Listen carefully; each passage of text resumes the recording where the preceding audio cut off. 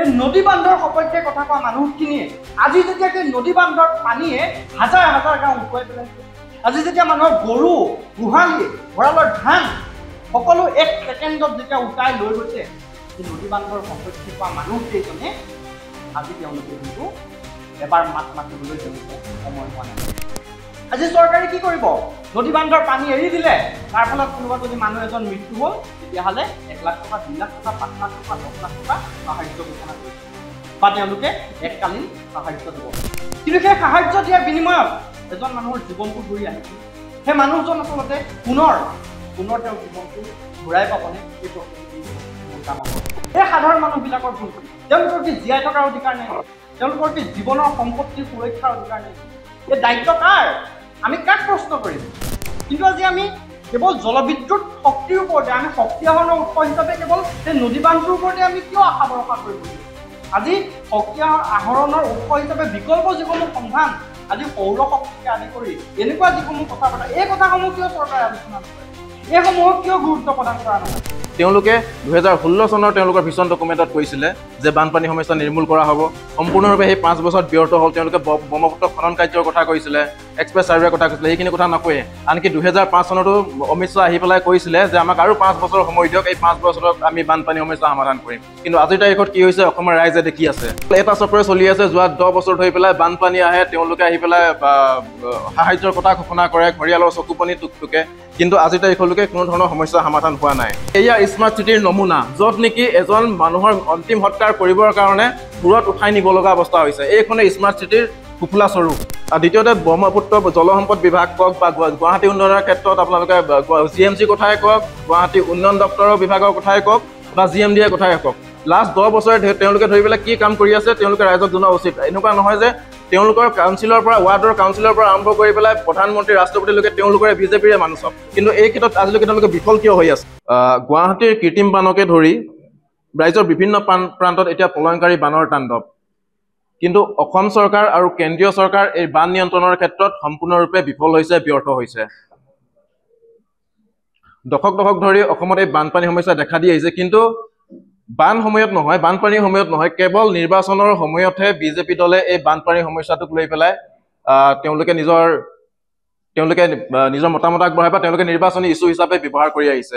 কিন্তু তেওঁলোকৰ এই 10 বছৰ শাসনকালত, কেন্দ্ৰ চৰকাৰত 12 বছৰ শাসনকালত কোনোদিনে কোনো কালে তেওঁলোকে এই বিষয়টোক লৈ পেলাই চিৰিয়াছ হোৱা নাই। তেওঁলোকে 2016 চনৰ তেওঁলোকৰ ভিছন ডকুমেণ্টত কৈছিলে যে বানপানী সমস্যা নিৰ্মূল কৰা হ'ব। সম্পূৰ্ণৰূপে সেই 5 বছৰত ব্যৰ্থ হ'ল। তেওঁলোকে ব্ৰহ্মপুত্ৰ খনন কাৰ্যৰ কথা কৈছিলে, এক্সপ্ৰেছ ছাৰ্ভেৰ কথা কৈছিলে, সেইখিনি কথা নকয়ে। আনকি 2005 চনতো অমিত শ্বাহ আহি পেলাই কৈছিলে যে আমাক আৰু 5 বছৰ সময় দিয়ক, এই 5 বছৰত আমি বানপানী সমস্যা সমাধান কৰিম। কিন্তু আজিৰ তাৰিখত কি হৈছে অসমৰ ৰাইজে দেখি আছে। আৰু আনকি নালাগে 2022 চনৰ যে পৌৰ নিগমৰ নিৰ্বাচন হৈছিলে, তাতো তেওঁলোকে বানমুক্ত গুৱাহাটীৰ কথা কৈছিলে, কিন্তু আজিৰ তাৰিখত গুৱাহাটীত বান পৰিস্থিতি কেনেধৰণৰ সকলোৱে দেখি আছে।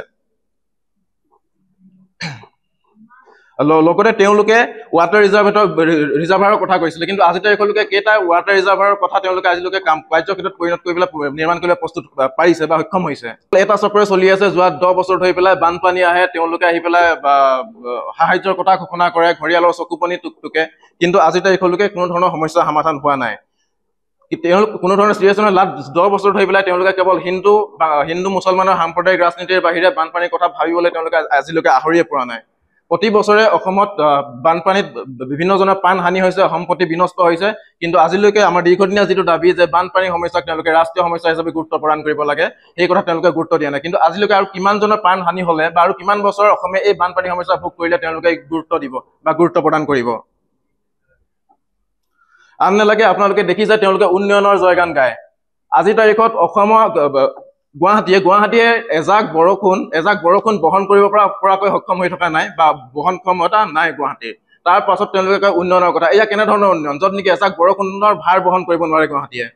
আন নালাগে, আপোনালোকে দেখিছে যে যোৱাকালি আমাৰ ৰুক্মিণী গাঁৱত এটা দেখাইছো আপোনালোকক যে এয়া স্মাৰ্ট চিটিৰ নমুনা, য'ত নেকি এজন মানুহৰ অন্তিম সৎকাৰ কৰিবৰ কাৰণে দূৰত উঠাই নিব লগা অৱস্থা হৈছে। এইখনে স্মাৰ্ট চিটিৰ সুফলা স্বৰূপ।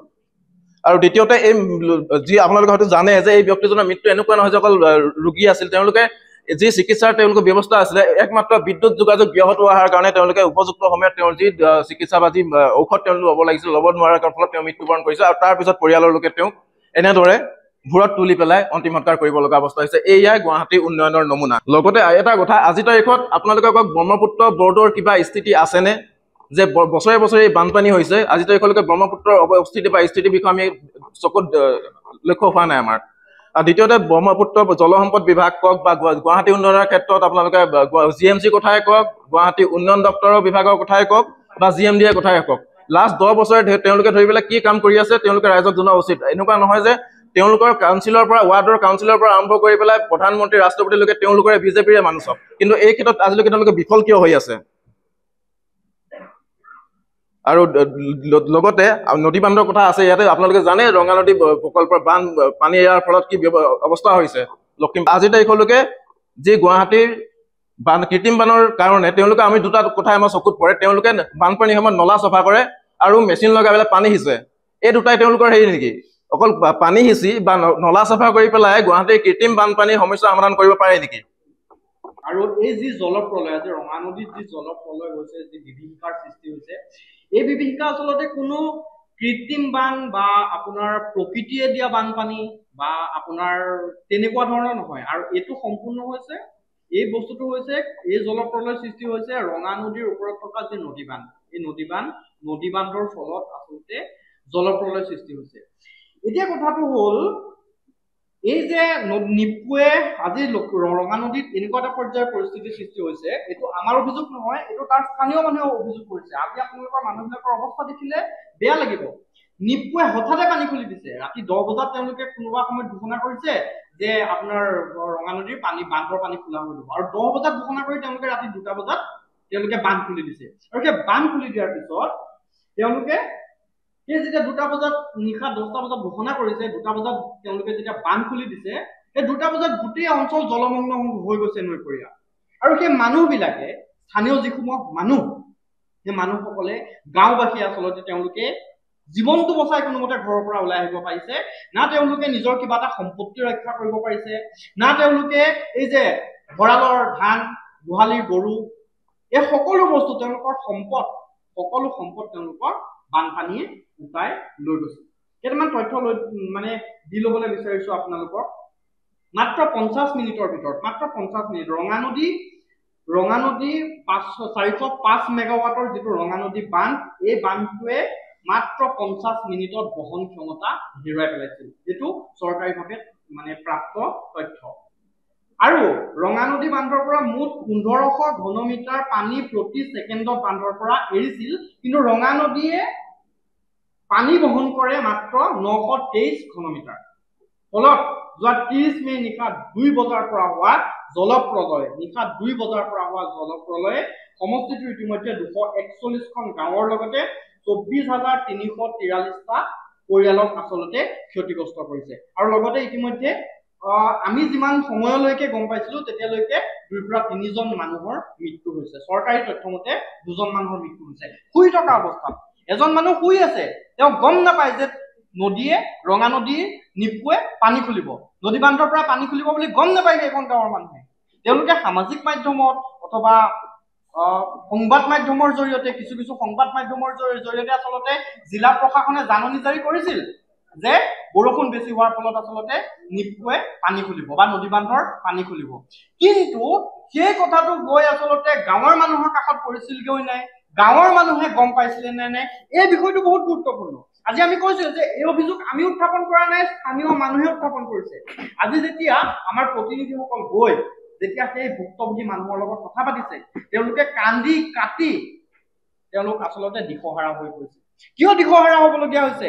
কাৰণ এই ৰঙা নদীৰ ওপৰত বন্ধাই থোৱা যিটো নদী বান্ধ, এই নদী বান্ধটোৱে যেতিয়া ৰাতি হঠাৎ পানী খুলি দিব, সেই পানী আহি যেতিয়া ৰাতি শুই থকা মানুহ এজনক আবদ্ধ কৰি ঘৰৰ ভিতৰত মাৰি পেলাব, তাৰপিছত আৰু আচলতে সেই নৈপৰীয়া মানুহখিনি বা সেই গাঁওখনৰ মানুহখিনিয়ে বা সেই ঘৰখনৰ মানুহখিনিৰ মানসিক পৰিস্থিতিটো আচলতে কেনেকুৱা এটা পৰ্যায়লৈ যাব পাৰে, সেই কথাটো সকলোৱে আচলতে অনুভৱ কৰিব পাৰিছে। আজি সকলোৱে জানে অৰুণাচলৰ সমগ্ৰ উত্তৰ পূৰ্বাঞ্চলত 134টাৰ পৰা 135টা নদী বান্ধৰ কাম ইতিমধ্যে কিছুমান এতিয়ালৈকে নিৰ্মাণ কৰি হৈ গৈছে আৰু কিছুমান এতিয়াও নিৰ্মাণৰত অৱস্থাত আছে। আজি 405 মেগাৱাটৰ ৰঙা নদী বান্ধ এই 405 মেগাৱাটৰ ৰঙা নদী বান্ধটোৱে যদি ইমান জলপ্ৰলয়ৰ সৃষ্টি কৰিছে, ইমান হাজাৰ হাজাৰ গাঁও যদি বুৰাই পেলাইছে, ইমান মানুহ যদি গৃহহাৰা হ'ব লগা হৈছে, তেতিয়াহ'লে সেই নামনি সোৱণশিৰি জলবিদ্যুৎ প্ৰকল্প অথবা অৰুণাচলত নতুনকৈ নিৰ্মাণ কৰি থকা 12,000 মেগাৱাট ক্ষমতা সম্পন্ন যিটো আচলতে চিয়াঙৰ ওপৰত যিটো নদী বান্ধ চিয়াং প্ৰকল্প নিৰ্মাণ কৰি থোৱা হৈছে, 12,000 মেগাৱাট সেই নদী বান্ধটোৱে আচলতে অসমৰ নামনি ৰাইজৰ মাজত, নৈপৰীয়া ৰাইজৰ মাজত আচলতে কেনেকুৱা ধৰণৰ এক বিভীষিকাময় পৰিস্থিতিৰ সৃষ্টি কৰিব, কেনেকুৱা এক জলপ্ৰলয় সৃষ্টি কৰিব, আমি আচলতে ভাবিবই নোৱাৰো এইটো কথা। আজি আমি বহুত ৰাজনৈতিক নেতা দেখিছো বা বহুত মানুহ দেখিছো, বহুত দল সংগঠন দেখিছো যি আচলতে নদী বান্ধৰ সপক্ষে কথা কয় যে আমাক বিকাশ লাগিব, আমাক উন্নয়ন লাগিব, আমাক বিজুলী লাগিব।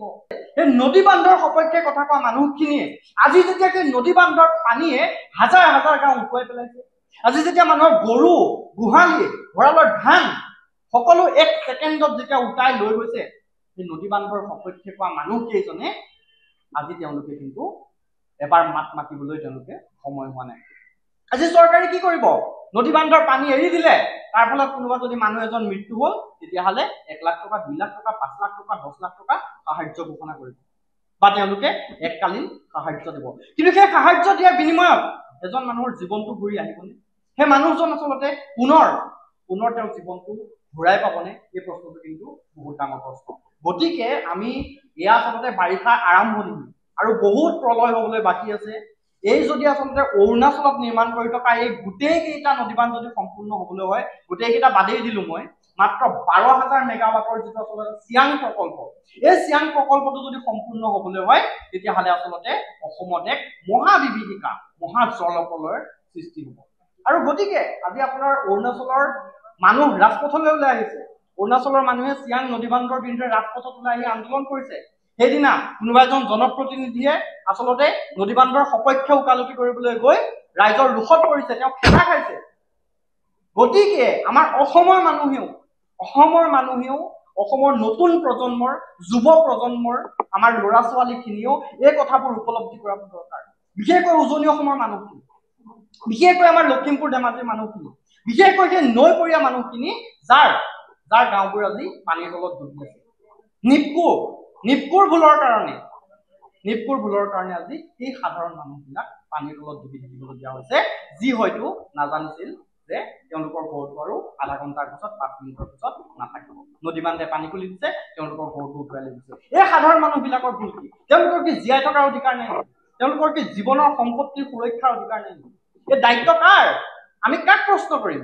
জিলা প্ৰশাসনক কৰিম নে নিপকু কৰ্তৃপক্ষক কৰিম নে কেন্দ্ৰীয় চৰকাৰক কৰিম নে ৰাজ্য চৰকাৰক কৰিম? কোনে ল'ব ইয়াৰ দায়িত্ব? এই যে মানুহবিলাক মৰি গ'ল, চৰকাৰে সদায় গৈ পেলাই পালা মৰা কথা এটা কৈ পেলাই এৰি দিয়ে। কিন্তু আচলতে সদায় যদি এনেকৈ থাকিবলৈ হয়, তেতিয়াহ'লে আমাৰ নৈপৰীয়া মানুহখিনিৰ জীৱন ভৱিষ্যত কোন দিশত গতি কৰিব পাৰে, এই বস্তুটো আচলতে বহুত গুৰুত্বপূৰ্ণ। আৰু আজি আমি এই সংবাদ মাধ্যমৰ জৰিয়তে আমি স্পষ্টভাৱে জনাই দিছো যে আচলতে যি অৰুণাচলত নিৰ্মাণ কৰি থকা চিয়াং প্ৰকল্প, এই চিয়াং প্ৰকল্পৰ বিৰুদ্ধে আচলতে যি তেওঁলোকৰ সচেতন মানুহ ওলাই আহিছে, তালৈ আমাৰ পূৰ্ণ সমৰ্থন আছে। তেওঁলোকৰ প্ৰতিবাদলৈ আমি পূৰ্ণ সমৰ্থন জনাইছো। আৰু লগতে আমি চৰকাৰক আহ্বান জনাইছো, চৰকাৰক আমি দাবী জনাইছো যে আচলতে এই নদীবান্ধ কৰ্তৃপক্ষক আচলতে তেওঁলোকে এনেকুৱা ধৰণৰ কিবা ব্যৱস্থা গ্ৰহণ কৰক, বিজ্ঞানসন্মত কিবা ব্যৱস্থা গ্ৰহণ কৰক, যাতে সেই মানুহখিনিক আগতে খবৰ দিব পৰা যায়, যাতে সেই মানুহখিনিক আচলতে তেওঁলোকক সম্ভাৱ্য বিপদৰ পৰা উদ্ধাৰ কৰিব পৰা যায়। তাকে নকৰি এই মানুহখিনিক যে মৃত্যুৰ মুখলৈ ঠেলি দিছে, তাকে নকৰি এই মানুহখিনিক যে মৰিবলৈ এৰি দিছে, তাৰ কাৰণে আচলতে জগৰীয়া অসম চৰকাৰ, তাৰ কাৰণে জগৰীয়া কেন্দ্ৰীয় চৰকাৰ, তাৰ কাৰণে জগৰীয়া নিপকু কৰ্তৃপক্ষ। আজি মই পুনৰ কৈছো যে আমাক বিকাশ লাগিব, আমাক উন্নয়ন লাগিব, কিন্তু আজি আমি কেৱল জলবিদ্যুৎ শক্তিৰ ওপৰতে, আমি শক্তি আহৰণৰ উৎস হিচাপে কেৱল সেই নদী বান্ধটোৰ ওপৰতে আমি কিয় আশা ভৰসা কৰি বহি আছো? আজি শক্তি আহৰণৰ উৎস হিচাপে বিকল্প যিসমূহ সন্ধান, আজি সৌৰ শক্তিকে আদি কৰি এনেকুৱা যিসমূহ কথা পতা, এই কথাসমূহ কিয় চৰকাৰে আলোচনা নকৰে? এইসমূহক কিয় গুৰুত্ব প্ৰদান কৰা নহয়?